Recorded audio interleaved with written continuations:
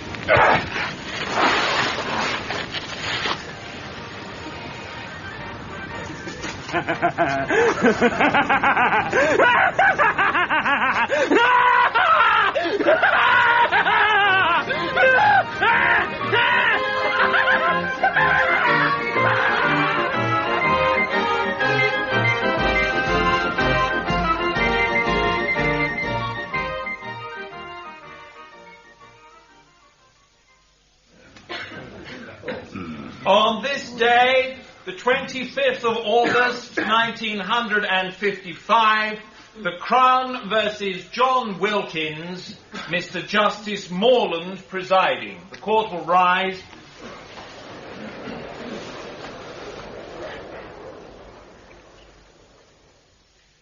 Tell me. Tell you what? Everything you can remember.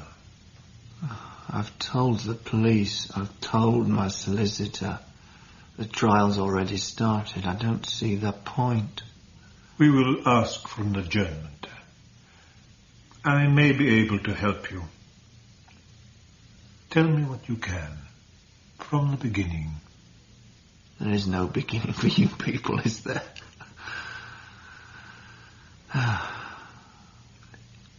April. One Wednesday evening in April, shortly after the clocks had changed. It was still sunny when I came home from work, and I was feeling quite cheerful. May? May? On the couch. I just got off. Why are the curtains closed? A migraine. One of my migraines. Oh, I see. That's a shame. A shame for me or a shame for your mother? There's no need to say that. I'm sure Mother will be disappointed if you feel you're not up to it. In 7 years of marriage, we've been round to your mother's for dinner almost every Wednesday night. Anyway, there's corned beef and potato salad in the kitchenette. All right. Would you like some? I couldn't eat a thing. What did Mr. Gimble say? Gimble? About the rise. You were going to ask him today. I forgot. He was busy. There was no time. I knew you wouldn't. My head. Well, if you kept quiet and talked less, it wouldn't hurt so much, would it? John, it's not just for me, you know. It's for your own self-respect. £500 a year for an assistant complaints manager. Patricia Lauman's husband earns $700, and he's no more than a glorified bank clerk. I'll fetch you some aspirin. I've already taken 2. The Tateworthys have asked us round to a television party on Saturday. It feels awkward if we can't invite them back, and he's definitely worth cultivating. Where are you going? To let my mother know we're not coming for dinner. You can phone her next door. No, I'll stroll across the common. I need some air. I'm starting to get a headache myself. Then call in at the library, would you? There'll be a 2p fine on the books tomorrow. You have to understand that I didn't hate May. Not then, anyway, though I came to later.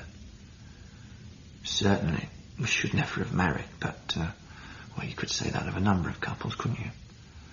And that evening, the evening of the migraine and the aborted visit to your mother's. I felt sorry for snapping at May. She was only trying to improve our social position after all. She had her own reasons for that, but she was right. I was badly paid, and we were short of money. So I took the library books back to avoid a fine. Now, there's a glum face for a fine evening. I beg your pardon? Someone in your household's a heavy reader? Oh, we both are, quite. Somerset Maugham. I'm sure that's you, isn't it? You look rather a Somerset Maugham type. Do I? You're new here, aren't you? Started last week. Now, Moira Malevola, I don't believe is your taste. Yes, you're right. And another. Your wife must be keen on romantic fiction. Oh, it's not my wife. I'm sorry. I make these assumptions. That's my sister. She's an invalid. I see. Confined to the house, not much to do all day. So. Well, Moira Malevola is a very popular author. In fact, I think the latest one came back today. Yes, Princess Make-Believe. Has your sister read that? I'm not sure. Well, she'll be delighted with you if she hasn't. Why don't you take it? Yes, I will. She'll appreciate the thought. Thanks. And now for the difficult part. I'm trying to remember as many readers' names as I can. So, those are your tickets, Mr. Wilkins. Wilkins, yes. And these are your... Sisters, yes, my sisters. Yes, Miss Wilkins, Miss May Wilkins. Thank you, Miss... Morton. Sheila Morton. Thank you, Miss Morton. You've been very helpful indeed. Why did I do that? Why did I say May was my sister instead of my wife? I don't know. All I can remember is that when I snatched the tickets to prevent her seeing the name Mrs. Wilkins, our hands touched for a second and a kind of thrill went up my arm. You've never been very attractive to women. No. I don't think it's bad breath or anything like that. And my mother always said how good looking I was when I was a boy. I just get nervous with women, that's all. And when you eventually did go to your mother's for dinner? Yeah, it was the Friday. May had been to a meeting of the town's Women and Housewives Guild on the Thursday, so she couldn't pretend she still had a headache. And being the last day of the week, my spirits were up again at work, at least until mid-afternoon. Wilkins. Mr. Gimble. I've been looking all over for you. I want a word. Certainly, sir. Should I come to your office? No time for that now. I'm worried about you, Wilkins. Very worried. Are you overworked? Overworked? I don't think so, sir. Not feeling the strain in any way? No, sir. I see. Then what do you call these? These are... No time to read them now. I'll tell you, Wilkins. They're letters of complaint. Unanswered letters of complaint. I see, sir. You do you? No, that is... I mean, I haven't set eyes on them before. Really? Despite their being date-stamped upon receipt? Give an explanation, Mr. Wilkins? Well, it's true we have been very busy lately. Lower your voice, please, Wilkins. I promise I wouldn't have let these slip by unless there were exceptional circumstances. I just can't think... That much is apparent. And it's not quite the first time we've had these oversights, is it? Perhaps a transfer to another department. I'm sure that won't be necessary, Mr. Kimball. If it weren't for your general efficiency... It won't happen again, sir. I shall see it doesn't. I promise. Cheer up, lad. What's the matter with you? Oh, leave him alone, Dan. He's finishing his steak and kidney pie. I don't forget my boy's favourites, do I? The second helping, son. You shouldn't have any more, John. It's delicious pie, of course, but he's getting fat. Nonsense. It's used too skinny by half, my girl. There you are, John. Can't take it back now. You eat it up, lad. Be all the same in 100 years, and as for work... Don't you take any nonsense from them, that's my advice. I remember when I was trading up the Yangtze. Oxford Street is hardly the Yangtze, is it? Still, for once, your Uncle Dan's got a point. Mr. Gimble doesn't value you half enough. Leaving aside the question of a pay rise, whatever happened to that reorganisation proposal you submitted? Yes, you should push yourself, John. You've always been too modest. That's a fault with you. But he was right. I don't remember being given those letters at all, and yet they were on my desk. We all have our forgetful moments, lad, especially after a few drinks, eh? John does not drink. Beg pardon. Let's change the subject, shall we? Now, what about a game of cards? Yeah, if John's finished polishing his plate. You enjoyed that, didn't you? Don't get it very often, eh? Or the steak and kidney pie. Well, we're going to play sevens. No. We'll have a change. We'll have a real little flutter tonight. Pontoon. Oh, that sounds dangerous. John lad, May? I'd rather not play cards, thank you. Maximum stake threatens. Still, you never know. Could be the first lady to break the bank at Monte Carlo. I said I don't want to play cards. Didn't you hear me? Oh, well, that's that then. Put the pack away, Dan. But I've only Put it just... away. We'll have a nice chat for the rest of the evening.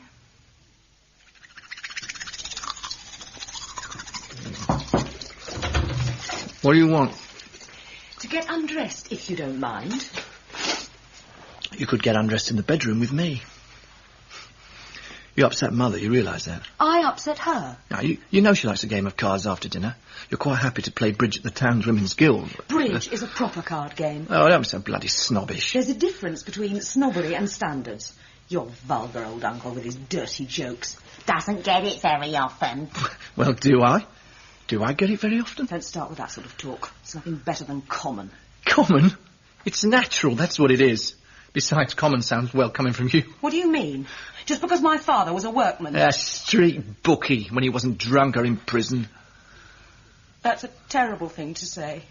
I've made a good home for you and you're ashamed of me. I'm not ashamed of you. I'm ashamed of your pretensions. Your family's always been against me.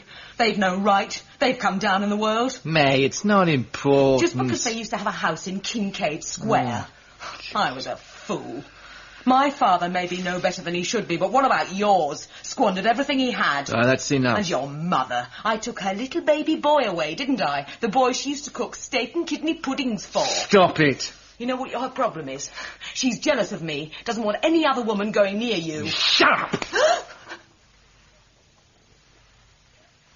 How could you do that? The truth is, I don't know. I don't think I'm a violent person, Dr. Andriadis. It's just that sometimes I don't seem to know what I'm doing. And these blackouts? No, I don't know if that's what you call them. You received those letters, and yet you had no recollection of them. That's a limited form of amnesia. You never sought treatment for it. No. Mr. Wilkins, I think you want to be helpful, but we have very little time. We cannot delay the trial any longer. Unless we can delve deeper into the truth, the matter will be taken out of our hands. I loved her, you see. I'm sorry. Sheila Morton. I loved her from the first time I saw her in the library. I couldn't forget about her. I had to get to know her. There's nothing else I could do. Hello again. Hello. You're certainly going through English literature at a rate of knots, Mr. Wilkins. And none of these are your sisters, I can tell. L.P. Hartley. Now, I like L.P. Hartley. Yes, I thought you would. Oh, it's sad at the end, though, isn't it? Oh, yes. Yes. Actually, Miss Morton, I was wondering... I've never seen you outside the library. Do you live in Clapham? Yes, north side, facing the common. Not my house, unfortunately. Oh? My father's. There's your ticket. Oh, thanks. It's even stranger I haven't bumped into you. I often stroll over the common for a walk now the days are longer. Or perhaps you don't go out in the evenings. I do if anybody asks me. Really? As it happens, I've been given 2 complimentary tickets for the theatre. I don't really know anyone else who likes the stage and... And you imagined I would? Yes. Don't you? I do, as a matter of fact. Which theatre is it? With that French play on at the Duke of York's next Thursday. Can you make it? Oh, I think so. Yes. That's very kind of you. No, not at all. We could eat somewhere first, if you like.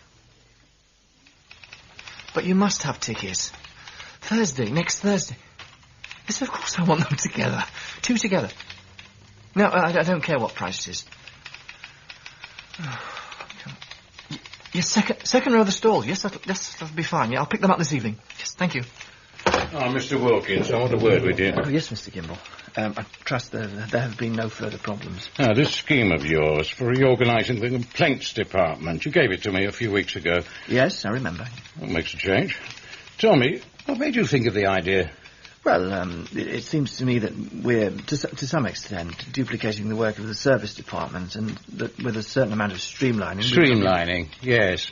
Now, that's the odd coincidence, you see. Is it? Why? Because that's the very word I used. Of course, there are many differences of detail between my own plan and yours. Very many indeed. Oh, you've had this idea as well? I've been mulling it over for some time, actually. Sent my submission to the board last month.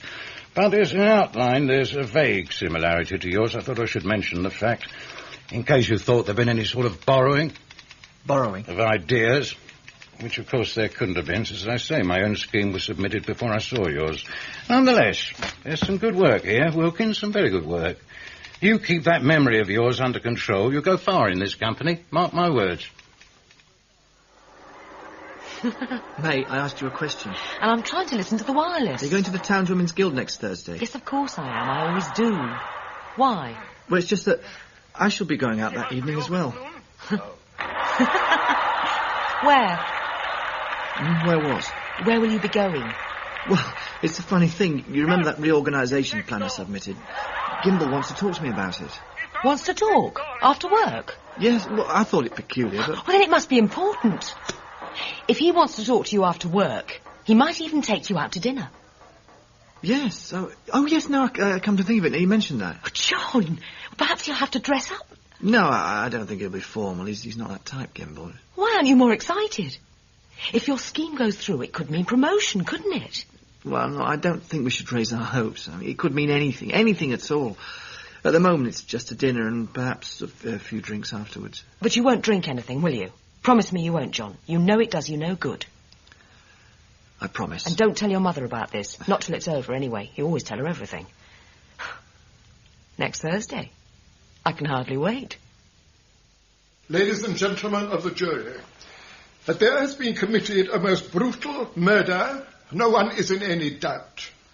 The evidence which I, on behalf of the Crown, will present to you, all channels towards a single, dreadful, inescapable fact. One man had both the motive and the opportunity for the crime. One man is implicated by all the positive proof which the Sussex Constabulary have unearthed. That man is the prisoner in the dock before you, John Wilkins. Well, we've always lived in Clapham. Used to have a house in Kincaid Square. Now that is grand. Well, that was when my father was alive. He had his own business, but in the end, well, he let it run down rather. I think he was something of a dreamer. Would you like a pudding? Do we have time? Should do. The play starts at 7:30, I think. It'll be on the tickets. Yes, 7:30. The service is a bit slow here, though, isn't it? Perhaps we oughtn't to take a chance. OK, well, I'll ask for the bill. Excuse me, can I have the bill? Now then, what about you? Oh, mine isn't much of a family, really. Just me and my father. I really don't have any other relatives. Oh, apart from my cousin Bill, who's up in Birmingham. He's doing some kind of engineering job. Bill Morton? No, Bill Lonergan. Excuse me. Can we have the bill, please? Thank you. I used to be at school with a Bill Lonergan. That would be the one. Yes. He lived down here till a couple of years ago. He was a kind of elder brother to me when I was a kid. A bit mad, but sweet with it. Terrible temper. Yes, we were on the cricket team together. He couldn't bear to lose. That was Bill. Here you are, sir. Thank you. Look here, let's go Dutch on this. No, I wouldn't dream of it. You should, you know. Because those tickets weren't complimentaries, were they? I noticed when you took them out. They didn't have anything stamped across them. Oh, well... You shouldn't have gone to that trouble. But it was sweet of you. And I'm looking forward to the theatre. Good. So am I.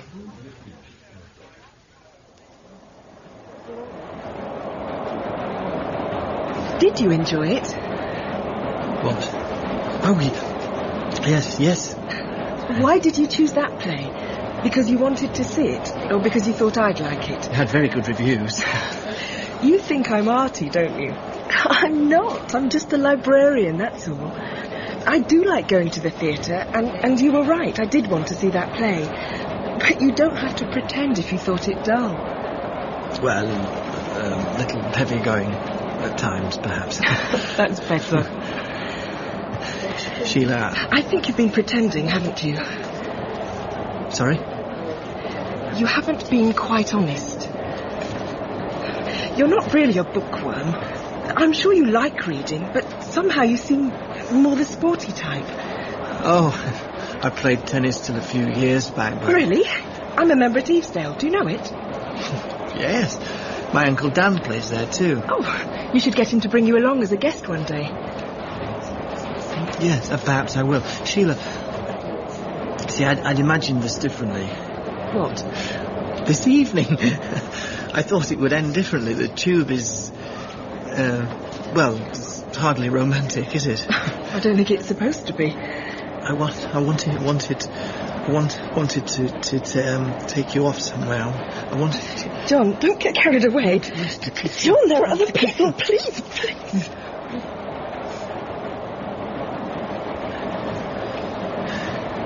God, I'm sorry. That's all right. I made a fool of myself, haven't I? No, you haven't. It's been a lovely evening, really. But perhaps we won't do it again.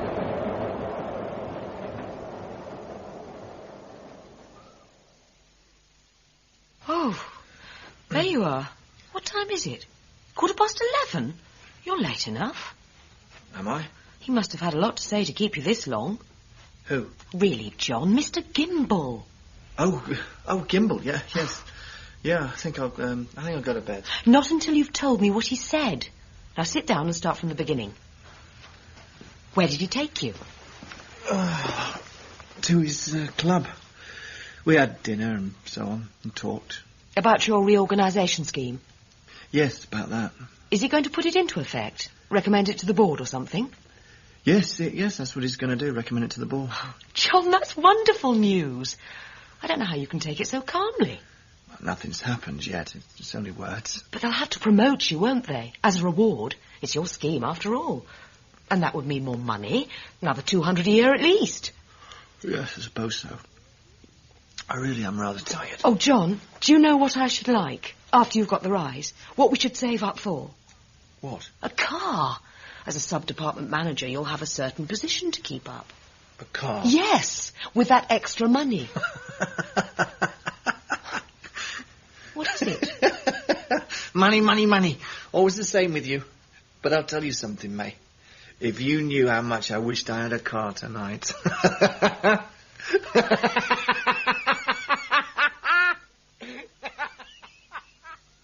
It was in the army.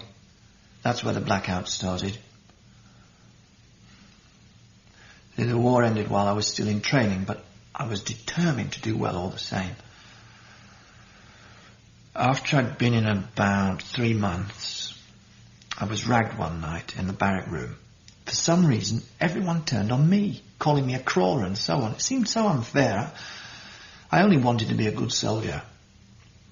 Anyway, I lashed out. Pretty wildly, I suppose, because I put a couple of them on the floor before they all piled on top of me. I won't say what happened after that. It was sick. And it was humiliating. A couple of days later, I had my first blackout. I got a pass into town, went to a pub on my own and had a few drinks. Didn't get back to camp till 3 in the morning with no idea where I'd been. They gave me 7 days CB for that. And you've had blackouts since? Occasionally, if I drink too much. I tried to be careful. Then what happens next in the trial? Won't my barrister see me? It's not usual. He's briefed by your solicitor and by me, but he's very good, Magnus Newton. He has a very high reputation. I know. I asked for him especially. When will he speak? He will open your defence tomorrow. He's a clever man, very good with witnesses. You have an excellent chance with him. I don't care. I only want to see justice done. Tell me something more. Tell me about the next time you saw Sheila Morton. It was at the tennis club, Eavesdale. A few days after the theatre, I decided there was no reason why I shouldn't join. I'd played tennis rather well, and I had Uncle Dan to put me up. See that McKenna case in the papers? No. Darky bus conductor did away with his wife. Hardly blame him. Sunniest looking face he's got. All his mates say he's the sweetest-tempered man on earth. Why did he do it then? She wouldn't give him a divorce. Real slut by the sound of it as well. White girl always drinking and carrying on and telling him he was a dirty nigger and lucky to be allowed in the country. Fascinating case. Yes, sounds it. You're itching to get a game, aren't you? Come on, there's a court free.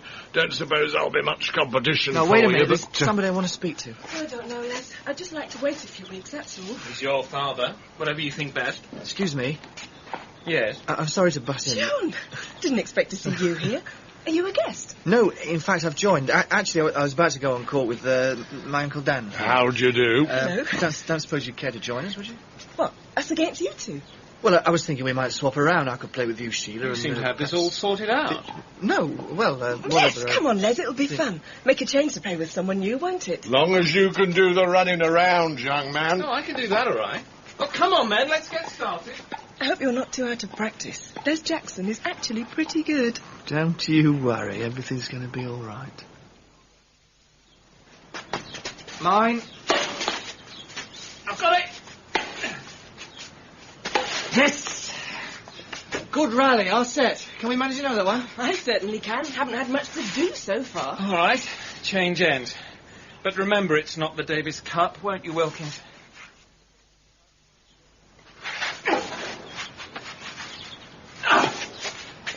Got it. Oh, sorry, Sheila. Oh, that was out. No, it was good. Are you sure it looked out? I was certain I overhit it. I said the ball was in, didn't I? You're set again.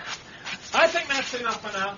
Funny. Dan, didn't you think that was out? We've had a fair bit of exercise. Let's call it a day, shall we? Oh, I've upset him, haven't I? Jackson, he didn't want to play anymore. Thing is, John, we don't normally try quite so hard. What we all need is a drink, eh? I know I do. And maybe that wife of yours will let you put one back for once. See you at the bar. What did he say? Your Uncle Dan? About what? About a wife? Your wife? My... Look, there's not much point trying to impress me on the tennis court, is there, if you're already married? I must say, I think it's rather underhand of you not to have mentioned it.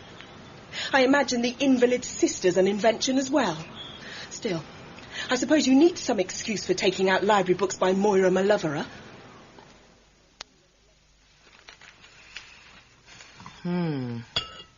What? Story in the paper. The McKenna case. Everyone seems to be on his side. Should have given him the divorce, shouldn't she? He had a young lady too, one of his own race. And listen to this. For the defence, Magnus Newton QC claimed that McKenna had indulged in no carnal relations with the girl, nor would have done until he had formally separated from his wife. I don't see anything wrong with it. You don't? All right, he shouldn't have murdered her, but it was under severe provocation, wasn't it? And if two people agree they don't love each other anymore, they ought to get a divorce. Sounds like a communistic idea to me. I should never let you go. Wouldn't you? Even if you weren't in love with me? But I am, aren't I? I shall be late for work. And you don't want to get into Mr. Gimbel's bad books. Not now. When's the board going to approve your scheme? Oh, shortly, I should imagine. Then I think we should go round to your mother's tonight and spring it on her. Show her how well you've done for yourself. I might even take a few furnishing catalogues over. She'll be interested to see some of the new decor I've chosen. And it'll make a change from cards. Check. Time's ticking away, boy. Those two are taking a time over the washing up. Or else May really has cornered your mother with those catalogues. Oh, terrible woman, May. You think so? Just an expression. Are you going to move? Yes. I caught up on the McKenna case this morning. Man's a fool. Thought you were on his side. Beating her to death with a rolling pin. That's where he went wrong. Hardly expect to get away with it that way, can you? What would you have done? Make your move. Any number of ways, really.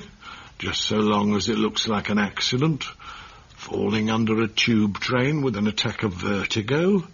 Non-swimmer out of their depth at the baths. Yachting mishap. Hardly very practical. Is that what you're looking for? Something practical. No, there's no need to make it personal. Oh, isn't there? Come on, Johnny boy. All right, May's a terrible woman. And I dare say it's all too easy to find fault in someone you're living with and attractions in someone you're not. What do you mean by that? I'm not blind, boy. That girl at the tennis club, Sheila Morton, stuck out a mile. You had your eye on her. Did it? I've no doubt she's given you some encouragement. Been around a bit from what I hear. Kid called Bill Lonergan was at school with you. She went out with him for quite a while. Then there was Len Pilkington, plays soccer for Dulwich Hamlet. And as for this Jackson fellow at the tennis club... Time's up. What? The game. Oh. It was checkmate anyway. An awful death, to be sure. A young woman with very likely the best of her life still before her, bludgeoned to death in a frenzied attack. That much is agreed upon. We do not have the murder weapon, but it was probably a large stone. We have no idea what she was doing on the beach at that time of night, but we do know that her clothes were torn and there were scratches on the inside of her legs, indicating an attempted sexual assault. I see revulsion in your faces, ladies and gentlemen, and rightly so. But difficult as it is, you must clear these emotional reactions from your mind. You are here to decide upon the culprit, upon the killer. You are here to decide whether the man you see before you in the dock, John Wilkins, was really capable of this frightful murder, or whether, as we, the defense, maintain, it was committed by person or persons unknown. Justice? Men dressed up in wigs and robes? Is that how they discover the truth? They must find it, mustn't they? But how will they? If I don't know whether I killed her, how can they? Try and remember. Try and remember all you can.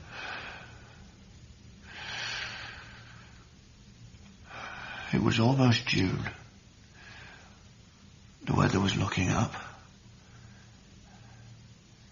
And I came to realise something. I realised Sheila couldn't be really angry with me. I mean, what had I done? I'd invented an invalid sister. I hadn't mentioned I was married. I'd made a bit of a fool of myself on the tennis court. But all of these things I'd done for her sake. I had no evidence at all that she didn't like me. So I determined to confront her, to ask her face to face what she felt. Oh, but before I could, something rather unexpected happened at work. Have a seat, Wilkins. You're not here for a dressing down. Thank you, sir. Now then, this reorganisation scheme, the board were favourably impressed.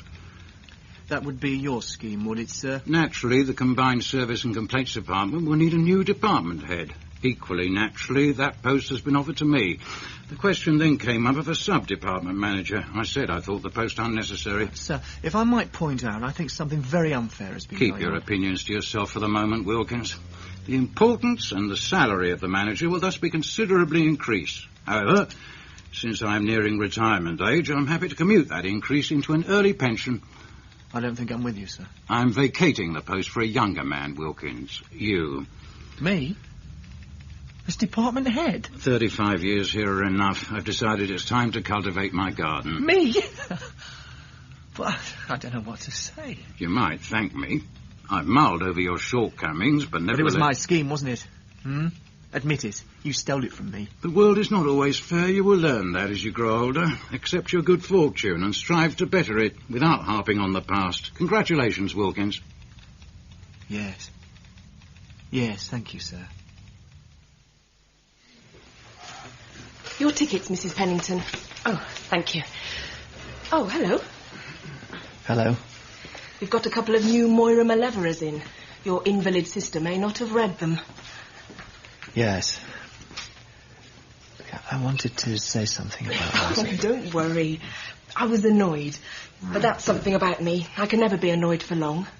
So if you do want the Moira Malevoras, they're over here. No, You're looking very happy about something. I am, rather. I've just fixed up our summer holiday, Daddy's and mine. I was afraid he might not be well enough to travel, but the doctor says he can, as long as the hotel's got a lift. Oh, where are you going? For some fresh sea air. Brighton. I've booked up at the Langland overlooking the promenade. It's going to be great fun. Sounds it.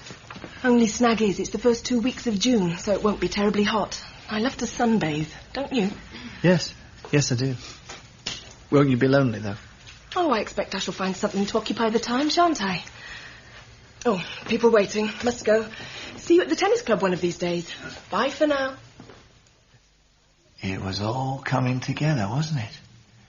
The promotion at work and the invitation from Sheila, because it was an invitation. I'm sure of it. Why else would she have told me where she was going? Even down to the hotel. She wanted me there to keep her company. All I had to do was fix it with May. A what? A second honeymoon. Wouldn't you like one? Can we afford it? May, this job will mean a rise of £400 a year. Surely you can understand that, can't you? £400. We should have a drink to celebrate. No, John, you know it does you no good. Will they let you take the time off? So long as it's before my appointment comes through, yes. Say, first 2 weeks of June. But it's nearly June now. It's finer, remember, in June and September. That's what the railway adverts say. And Brighton will be less crowded. Brighton? We had our first honeymoon there, didn't we? Have to go back to the same place. Maybe a better hotel. Well, so long as it's not too expensive. We mustn't waste money. No, it'll be wonderful. May. What? Let's go to bed. Now? But it's so early. Here, then. John, what are you... Come. Not in the living room. No. Not with the lights on. Yes, now we must. No. Please. Can't we wait? And I thought of Sheila. Walking along the beach with her at night. Clasping her to me. Sinking into the warm sand. And words lost in the waves suck and roll.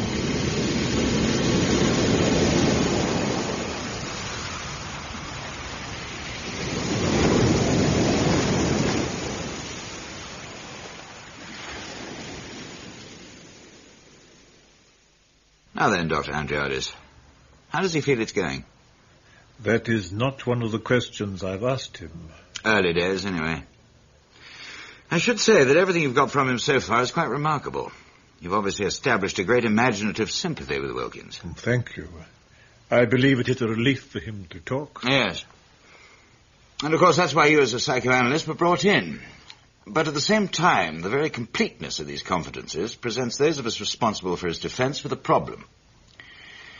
What kind of a witness do you think Wilkins would make?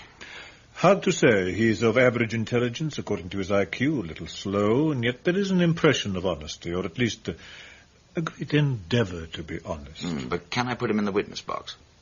Will he stand up to cross-examination? I don't think I can offer a useful opinion. I can say only that at times he is easily confused.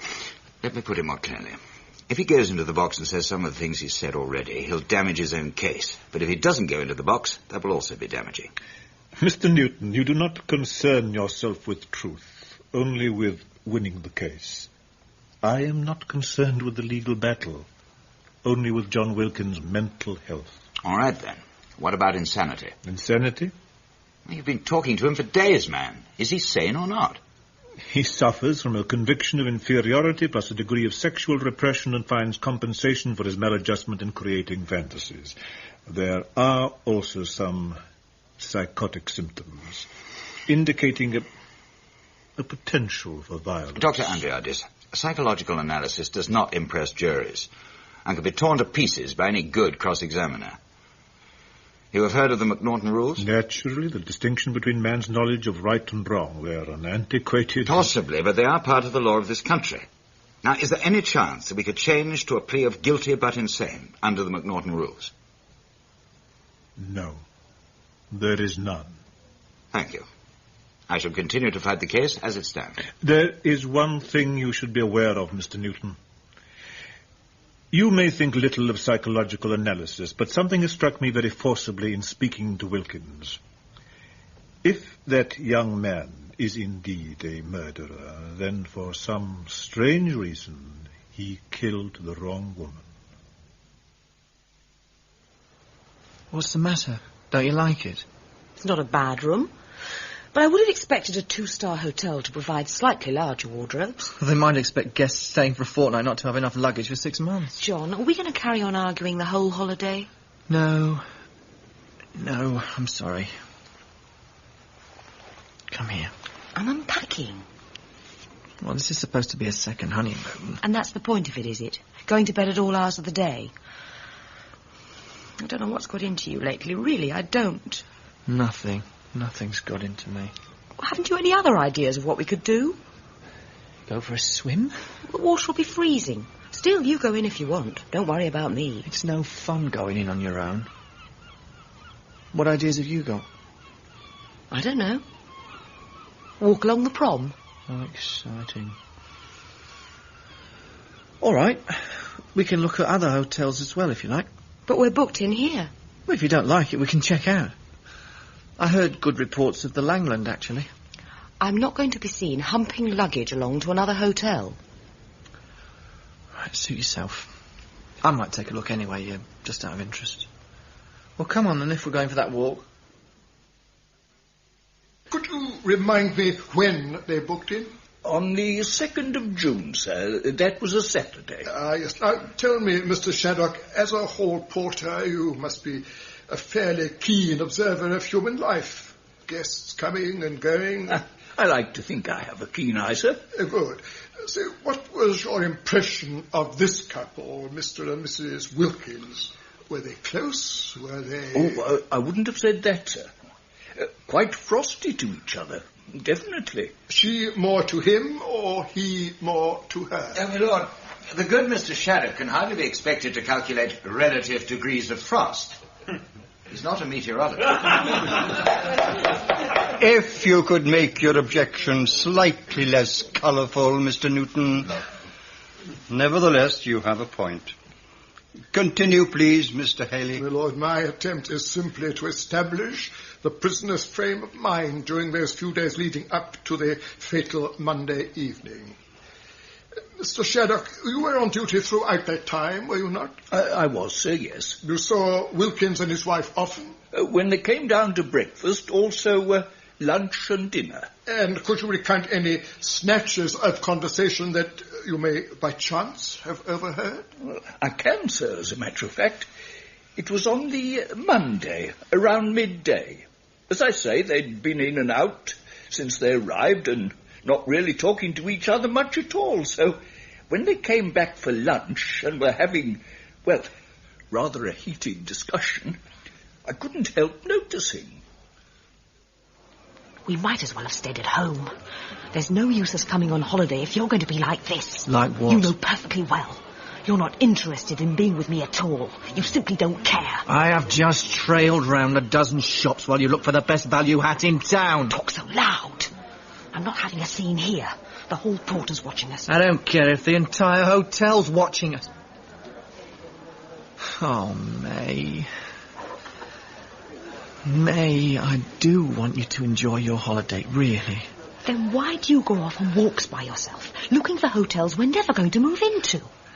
I promise we'll spend the rest of the day together. I promise. There's a putting course up at Black Rock. What about that? Then in the evening we could go to the cinema. Wouldn't you like that? They've got the Gregory Peck one you wanted to see on at the Regent. That would be nice. Well, that's all we'll do then. Now, why don't we go into the dining room where there's one of those corner tables left? Hello there, my pair of lovebirds. Uncle Dan. As ever was. May, What are you doing here? What am I doing here? I have descended from the capital in the spirit of good fellowship and hospitality, which will not be quenched by the looks that suggest I have crawled out of the woodwork. In short, to invite you to lunch. But we have a meal here. I also happen to know a little bar. You always know everywhere. Come on, May, it'll be fun. Let's go. Daniel Hunter. That's me. And to remind the jury, you are related to the accused on his mother's side. Known Johnny over there ever since he was a toddler. I see. And why did you travel down to Brighton on that Monday? Nothing else to do. Spot of adventure. Besides, I was a bit worried about the boy. Worried about him? He hadn't been himself lately. Pressure of work, I dare say. Mr. Hunter, I'm afraid you cannot speculate. Simply answer the questions. How did you find the prisoner when you arrived? Relieved to see me, that's what I reckoned. Badly in need of a good time, and no one was going to provide it for him unless I did. A few lychee? What do you say, my dear? A couple of kumquats, some chow-chow? No, thank you. A spot of ginger always does you good. Breaks up any amount of wind. Pity politicians don't use it. Well, some fragrant tea, then, to wash away our troubles. Ching Yao Mei Yao Cha. You still remember Chinese after all these years? Not too well, but it seems to have worked. He's going for the kettle. If you'll excuse me, I have rather a bad headache. I shall go back to the hotel and lie down. Oh, but May... Please don't move, either of you. I can make my own way. No, I'll get the bill. You're spoiling the lunch. I haven't enjoyed it. I think it perfectly reasonable to me. Uncle Dan only wanted to give us a treat. I don't like him. I think he's coarse. And you've had a drink when you shouldn't have done. May, can't I enjoy myself for once, for God's sake? You can, but I would rather not be here. I shall see you back at the hotel whenever you care to return. Right? They're bringing it. Oh, is she away? She wanted a rest. We're going to the cinema this evening. Then we've got time for a couple of shots of the Pope's phone number. That's 69, twice, please. One day you'll say that to a Catholic, and he won't like it. Oh, all the Catholics I've ever met are men who can take a joke. Cigar? No, thanks. I will. You know, I'm not surprised you want to murder May. I once was. Oh, the McKenna case and all that. Chap Newton got him off with manslaughter. Did you read that? Anyway, I realise you don't really mean to do away with her, but, oh, yes, thank you. Question of divorce, is it? She won't give me one. Not that I've asked, but she won't. Down the hatch. Now, put that down you, and we'll go in search of an honest beer. I can see they've had enough of us here. A beer? Oh, perhaps not just yet, if you don't mind. Oh, whenever you're ready. Are you feeling all right? Yeah, I'm fine. But I'll just have to have a walk, think things out. We'll meet later on, all right? Right you are, my boy. 6:30 in the Admiral Nelson West Street.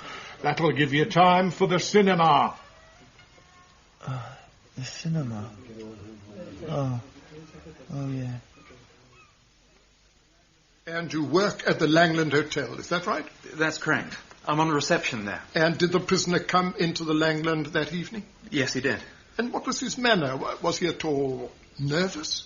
No, it wasn't. He seemed quite confident. At the same time, I would have said he'd been drinking. One moment, please. Can you explain why you thought that? Well, Your Honour, it wasn't just that he smelled a drink. He did, though. It was the look in his eye. It was steady enough, but sort of unfocused. Thank you. Carry on. Well, it was shortly after 5:30 at this time. The pubs had only just opened, so I reckon he'd had a good lunch. Anyway, he asked for Sheila Morton, and as I'd been given a message saying she was expecting a gentleman, I let him go straight up.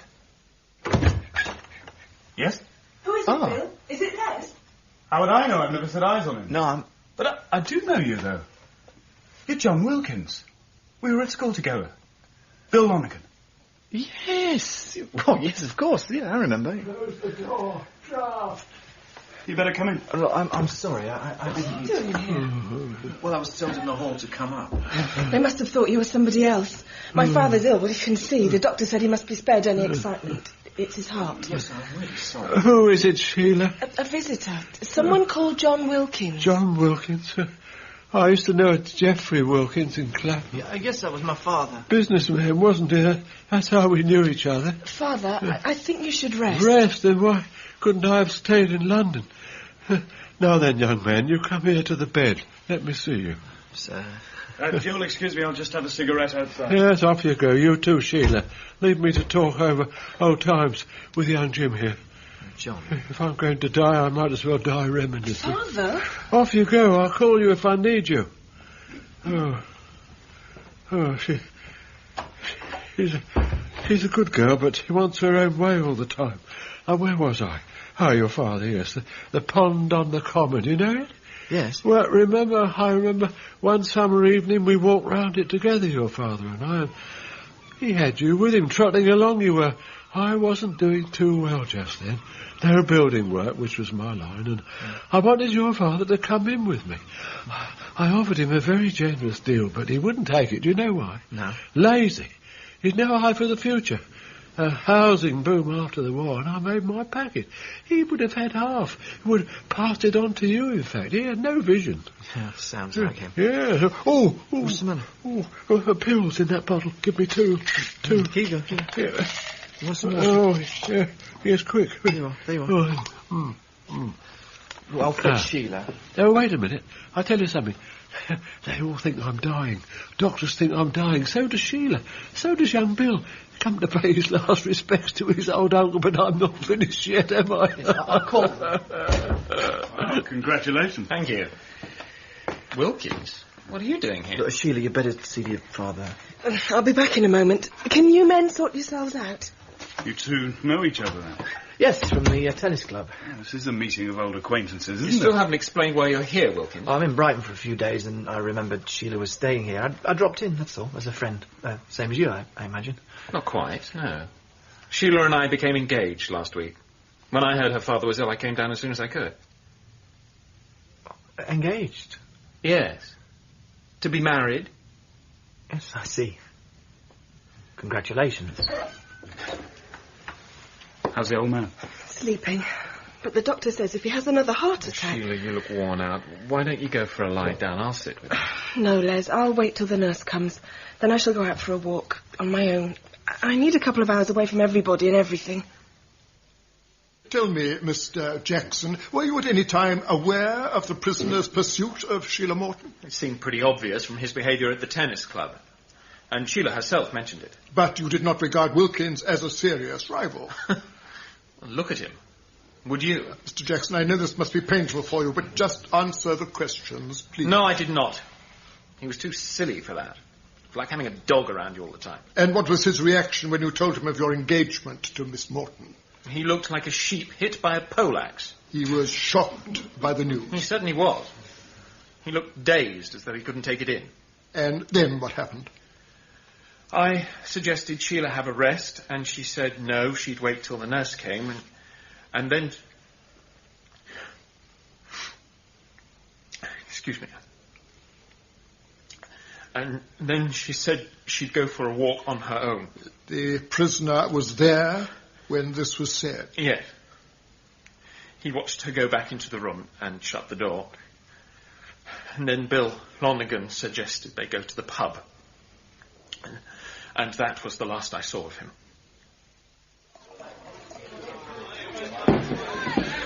It's funny seeing you after all these years, and in these circumstances.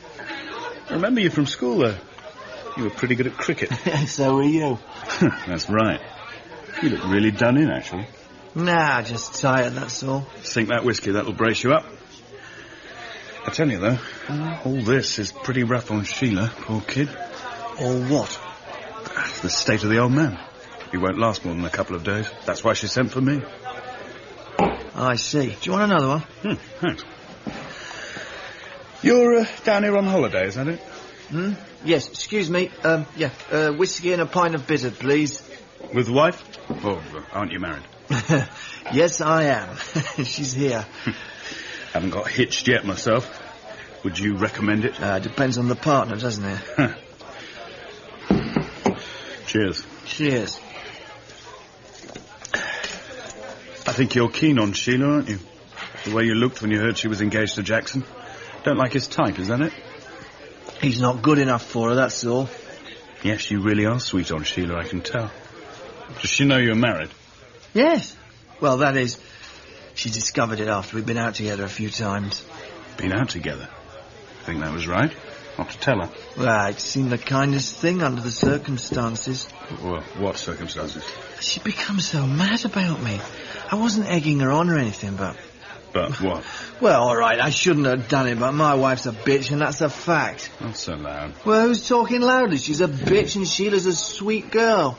As you say, nothing I could do if she wouldn't keep away from me. I think you should get back to your wife. I've just told you, haven't I? I don't want to. One for the road? No, thanks. Oh, yeah, what's the matter? Can't you hold it? We can drink a toast. She's Sheila, a fine girl, and I'm sorry I had to disappoint her. Why don't you just shut up and go back to your hotel? I'm leaving. Yeah, whatever you like. Fancy another one myself? Yes, please. Yes, over here. And that was what Wilkins said to you in the pub? Pretty much, so far as I can remember. Thank you.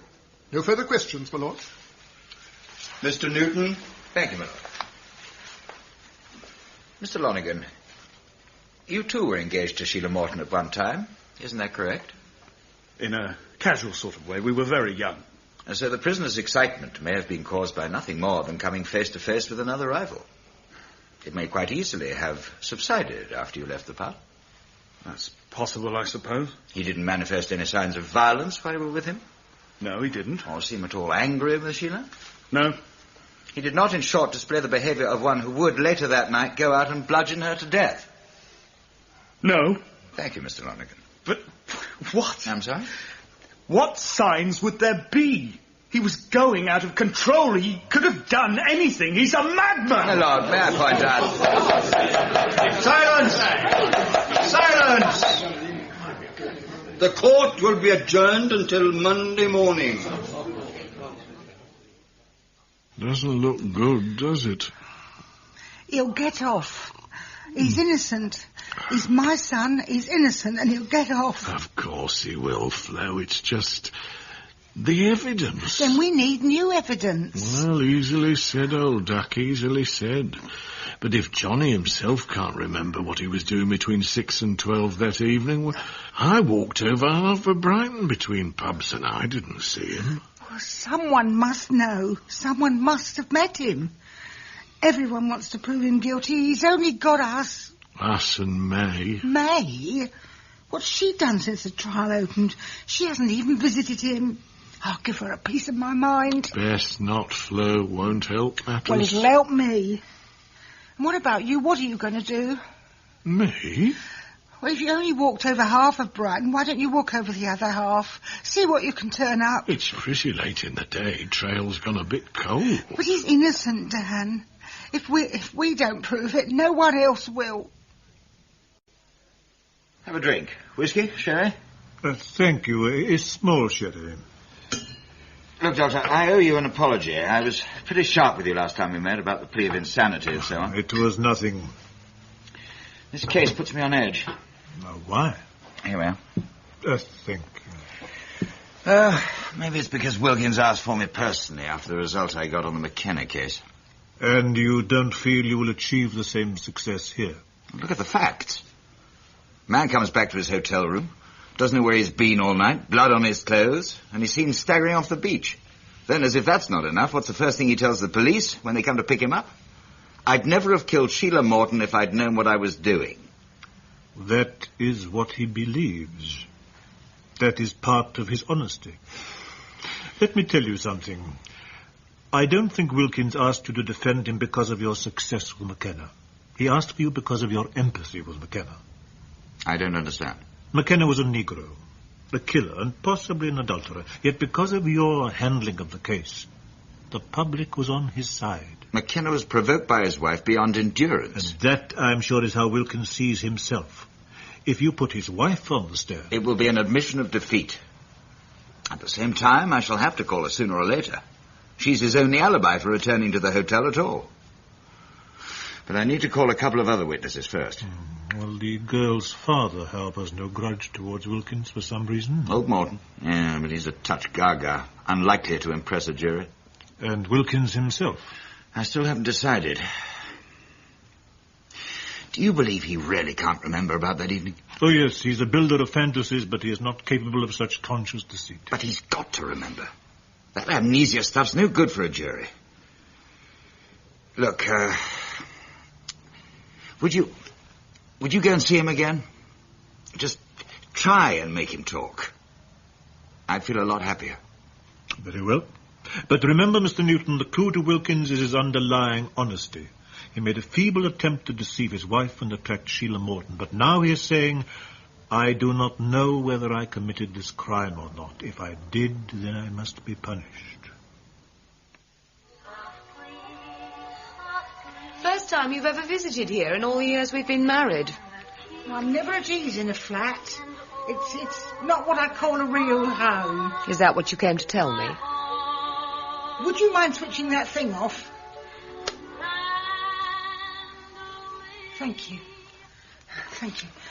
I didn't come to tell you anything. I came to ask you something. Oh? A favour.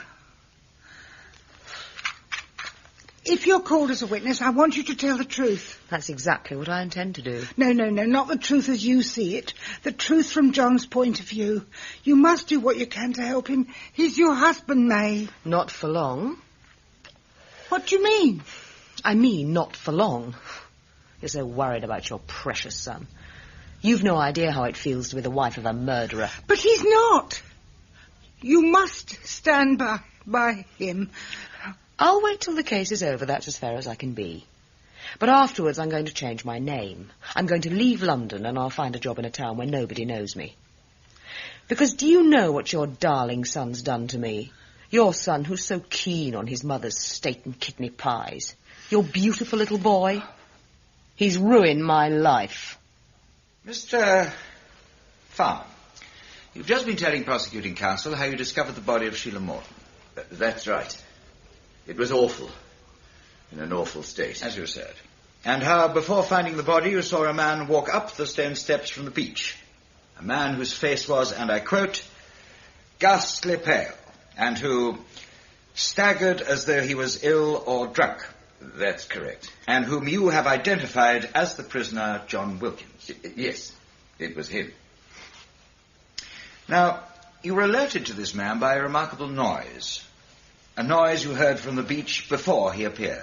That's right. It was like the laugh of a hyena when it has some prey at its mercy. How descriptive. When were you last in Africa, Mr. Farmer? I've never been outside England in my life. At any rate, it was a horrible laugh. Was it, Mr. Farmer? It frightened you? It made my blood run cold. You have, however, had no chance to compare this to the prisoner's own laugh. Now, let's pass on to what else you noticed, shall we, Mr. Farmer? This man you saw, what clothes was he wearing? A sports jacket and trousers. Of what colour? Couldn't exactly say. Ah. Was there any blood on him? Couldn't be certain. The light wasn't good enough. But it was good enough for you to identify the features of the prisoner. A man whom you had never previously seen. Mr. Farnham, I suggest to you that you were walking along, heard a very unnerving laugh, and then saw somebody coming up from the beach. It was a murderer's laugh. That laugh had in it the colour of murder. The colour of murder. So, naturally, the next person you saw must be the murderer, and John Wilkins, who happened to be wearing a sports jacket and trousers like thousands of other people in Brighton. Do you agree now that you can't swear to the identification? I think I saw him. And I'll repeat again. That laugh had the colour of murder in it.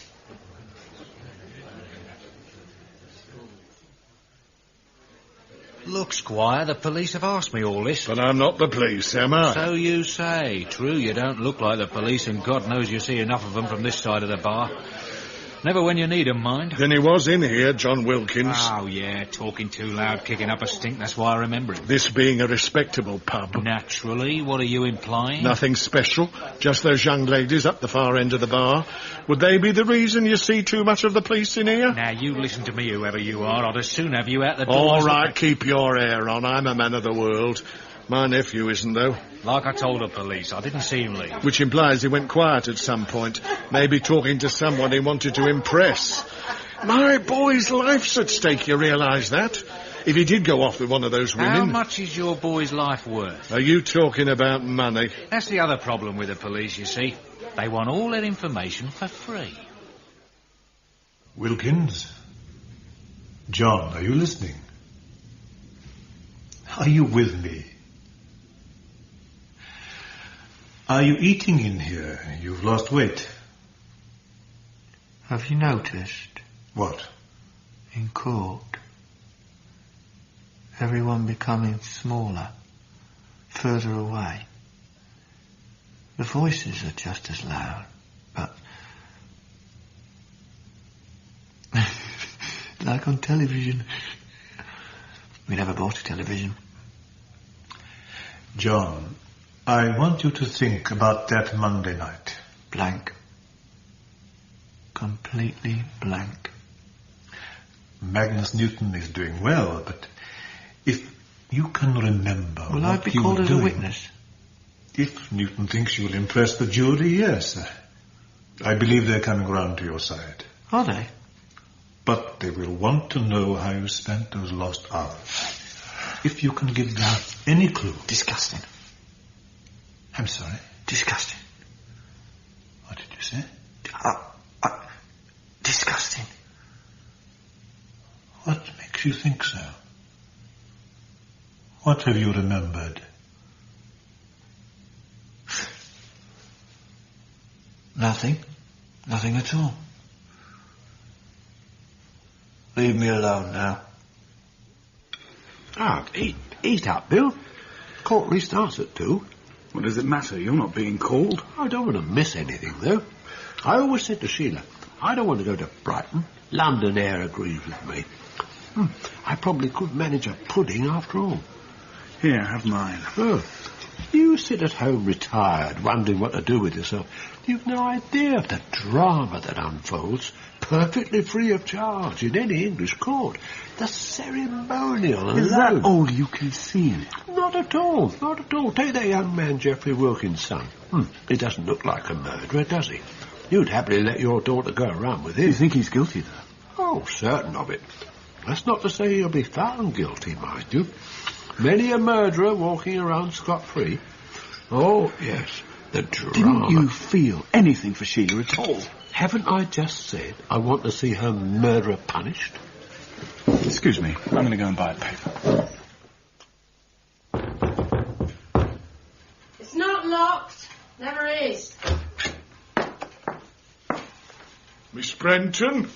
I'm through in the kitchen. With you in a second. You're not far wrong there. Can't miss breakfast, even if it is after lunch. Now then, we haven't met before, have we? Haven't had that pleasure. Right, well, the fee's £3. Put it on the mantelpiece, then you can take your clothes off. Much as I'd love to. If you want something special, it could cost extra. Come on, tell me. I'm not shy. I'd like you to look at a photograph, actually. Oh, yeah.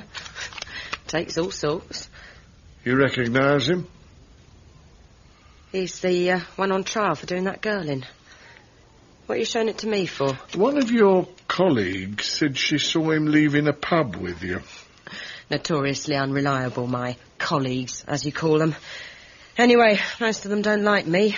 I'm too much of the businesswoman for them. If you did meet John Wilkins, if you were prepared to admit it, there might be some sort of reward in it for you. Really?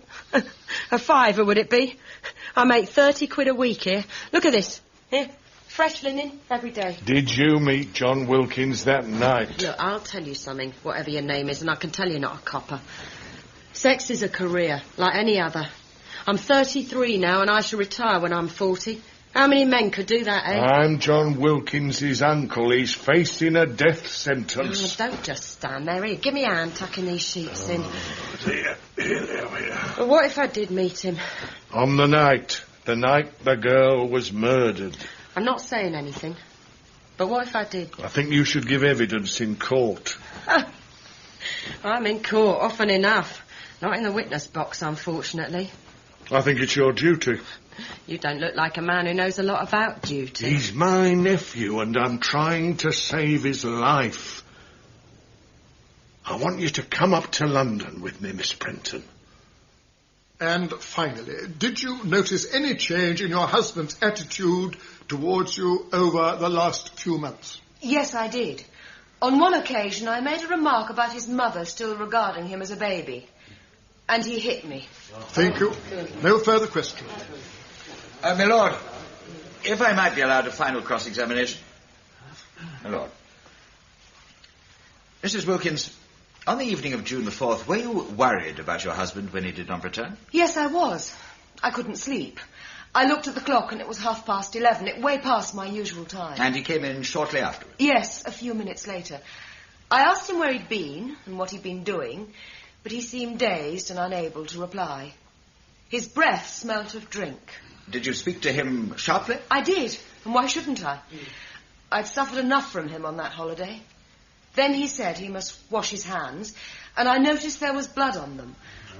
I asked him where it had come from, and he said, mind your own damn business. Now, to clear up a matter of scientific fact, this blood, which was also on the prisoner's jacket, was of an extremely common group, a group shared by both the victim and John Wilkins. Now, the prosecution have suggested that the blood was Sheila Morton's. It is, however, equally possible that it belonged to Wilkins himself. Your husband did he not, have a cut on his thumb? Yes, he did. But it wasn't a large cut. And the amount of blood... Did your husband seem perturbed that you'd noticed this blood, Mrs. Wilkins? No. No, he didn't. Nor did he make any attempt to clean it off his jacket before the police arrived next morning? No. I see. Thank you, Mrs. Wilkins. I don't know what I'm doing here, I'll tell you that for nothing.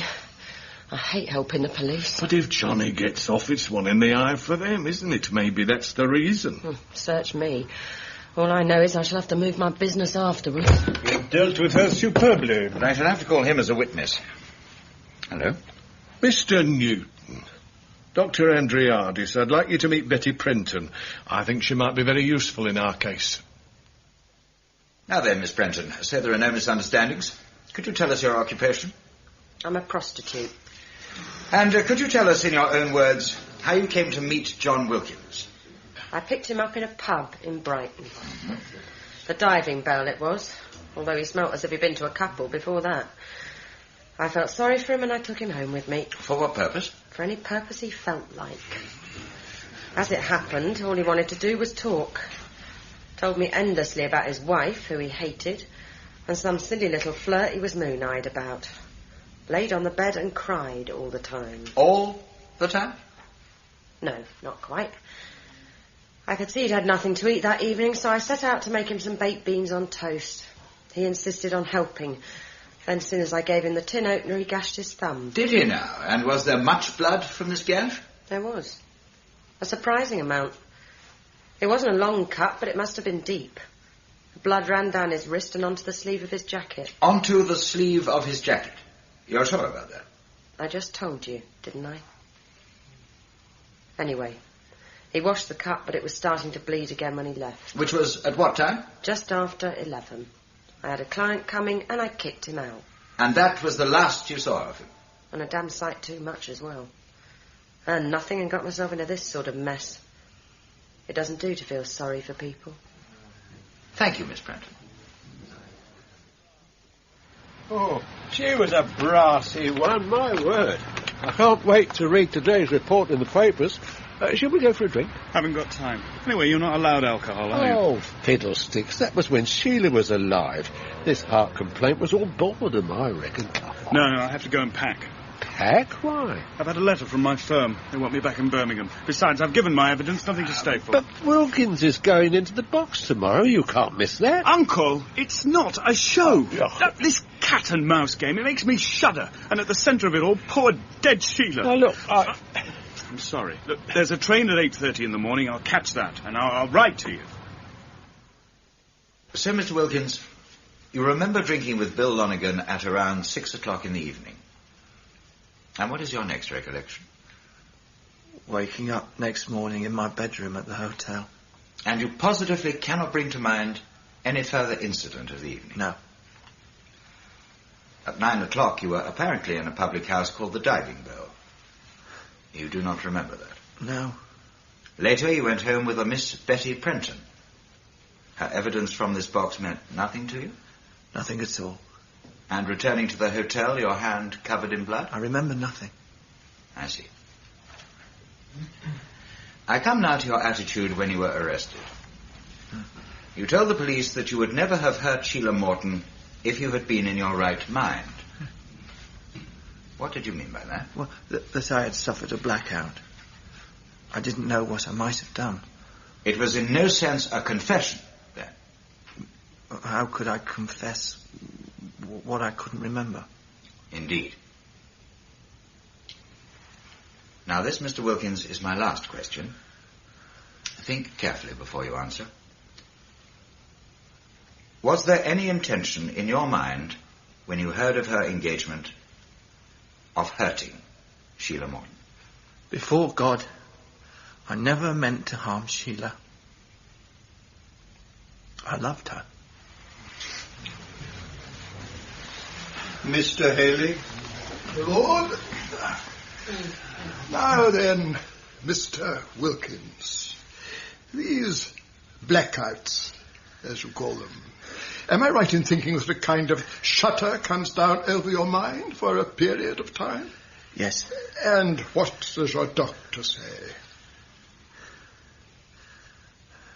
I've never been to see a doctor. Never been to see the doctor? How very strange. I assume these blackouts are upsetting, and yet... I knew they were caused through drink. See, I didn't want to see a doctor. Caused through drink? Mr. Wilkins, you remember going to a public house with Bill Lonergan, don't you? Yes, more or less. I will remind you of what you said to him. You said that Les Jackson, her recent fiancée, was not good enough for Sheila Morton, didn't you? I may have done. But her engagement was a shock to you, surely? It was a shock.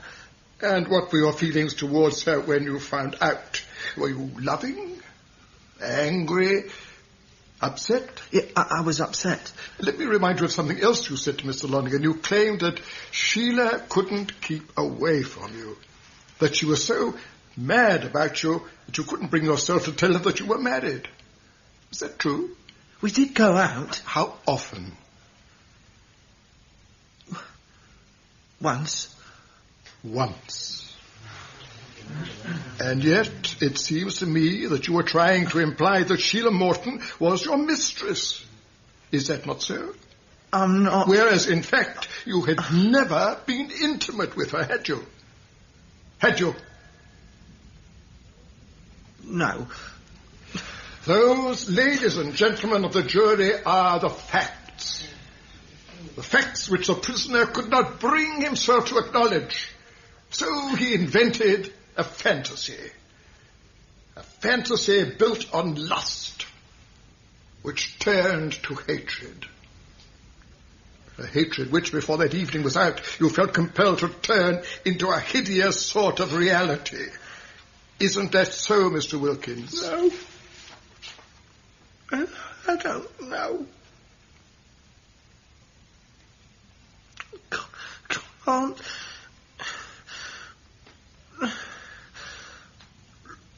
Love.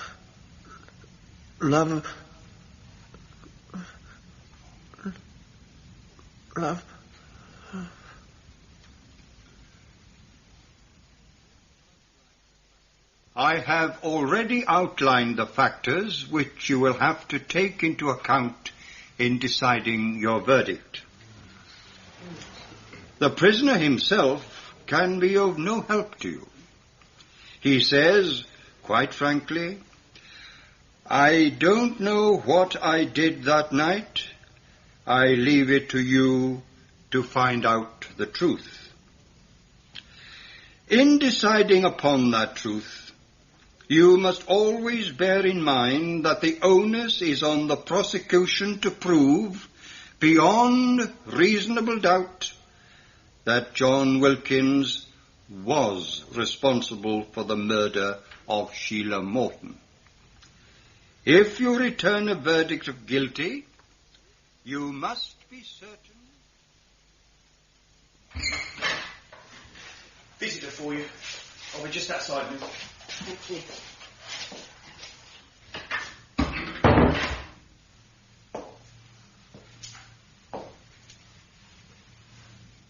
Remember me? No, you don't, do you? Betty Prenton. Let you cry on my bed half the evening, fool that I am. Aren't you gonna say anything? A long time. Yeah. Jury's been out 2 hours. Has to be a good sign. Means they're disagreeing.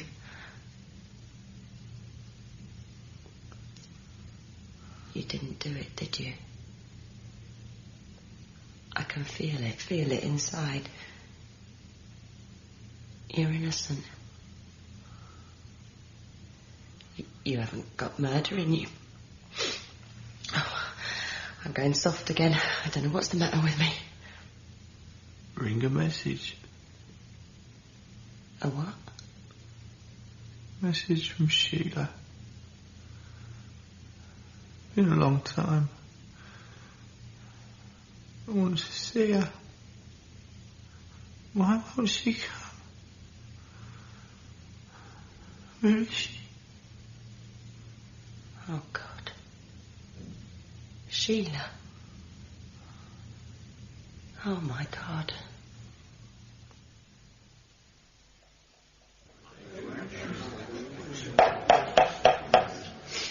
Members of the jury, are you agreed upon your verdict?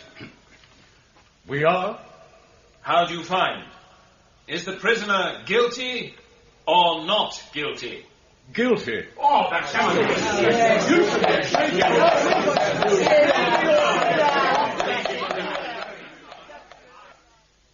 Good of you to come round so soon after your holiday. You're looking well. Well, the Mediterranean climate seemed to agree with me. Ah, yes. I thought you would like to know how Wilkins is progressing. I visited him in Broadmoor several times.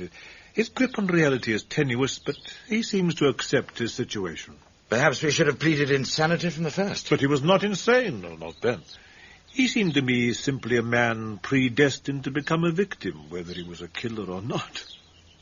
You now believe that he was? I have an open mind. He would not mount an appeal. His family caved in. His wife has left him. And you? Let me tell you a story, Doctor. Something that happened while I was away. We went down to Italy in the car, my wife, my daughter and I. We were touring around, and one night we stayed in a small fishing village called St. Tommaso. Well, I'm not really one for sitting on a beach, and next morning I went for a walk on my own, climbed a hill outside the village, sat down overlooking the sea, and dozed off. I was wakened, it was maybe half an hour later. I was wakened by the most frightful noise. First, I couldn't identify it, and then... Do you remember one of the witnesses in the case, a stupid old man called Farnham? Mm-hmm. Remember the laugh he said he'd heard? It was like that. Nothing earthly. Kind of wail. Go on. I was shivering, felt suddenly cold. I crawled to the edge of the hill, looked over. Below was a little cove, sandy beach, only one person on it. This person, a man, was reading a newspaper, and in a paroxysm of laughter. He was writhing around, almost as if he were having a fit. The cause of it all seemed to be what was in the newspaper. Of course, I couldn't read it at that distance, but when we reached Viareggio that evening, I bought the English papers, which were on sale there a couple of days late. In one of them I found a report that old Morton, Sheila's father, had finally died of a heart attack. And why did you assume the man on the beach was reading an English paper? Because I recognized him. He was Morton's next of kin, Bill Lonergan. And Lonergan inherited? No, that's the thing. The old man had made a new will and left most of his money to some old people's home. Then? Well, don't you see? Don't you see how it all fits in? The court decided no one else had a motive for killing Sheila. But what about Lonergan? Old Morton was certain to die sooner or later, and Sheila would get his money. Lonergan had been engaged to her once. He'd come down from Birmingham with the idea of proposing again and becoming the husband of a comfortably off woman. Well, what does he find? She's become engaged to someone else. On top of that, he's angered by Wilkins' insinuations. Then, that night, he meets Sheila on her walk. Perhaps it really was by accident. But at any rate, she trusts him. He takes her down to the beach, and he kills her. Now the old man's money will be his as soon as he dies. Except it didn't work out that way. What do you think? I think, after all, the holiday did you little good. No, about Lonergan. You're sure it was him on the beach? It looked as like him as anyone I've ever seen. Doesn't it all make sense? These autumn evenings are my favorites. The sense of tranquility. Listen to me. Lonergan had the motive, had the opportunity, and nobody ever checked on him. Why would they? Magnus, take my advice. You're growing obsessive. I saw the seeds of it during the trial. You, too, have spun a fantasy, evolved out of a laugh you heard on a beach when you woke from sleep. That is the only connection with what happened at Brighton. The rest is in your mind. The sun is almost down. Shall we go indoors? You were not on that hillside, Doctor. But if I cannot convince you of it, I shall convince nobody. I tell you that I know now what that witness meant by saying it was a murderer's laugh. I heard it. I heard a laugh which had in it the color of murder.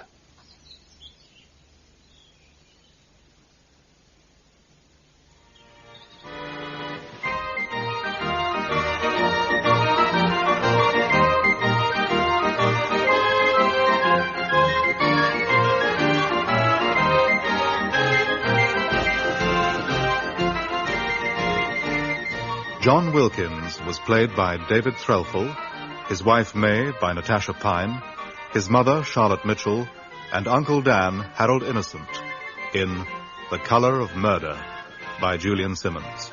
Dramatised for radio by Guy Meredith. Dr. Andreades, Peter Penry Jones, Magnus Newton, Michael Cochrane, James Haley, Anthony Newlands, Justice Morland, Aubrey Richards. Sheila Morton, Adjoa Ando, Mr. Morton, Preston Lockwood, Bill Lonergan, Nigel Carrington, Les Jackson, Alan Barker. Betty Prenton, Alice Arnold, Mr. Gimble, John Church, Mr. Farnham, Fraser Carr, the pub landlord, Eric Allen, the hotel receptionist, Neil Roberts, and Shattuck, the hotel porter, Michael Bilton. Other parts were played by members of the cast. The play was directed by Enid Williams.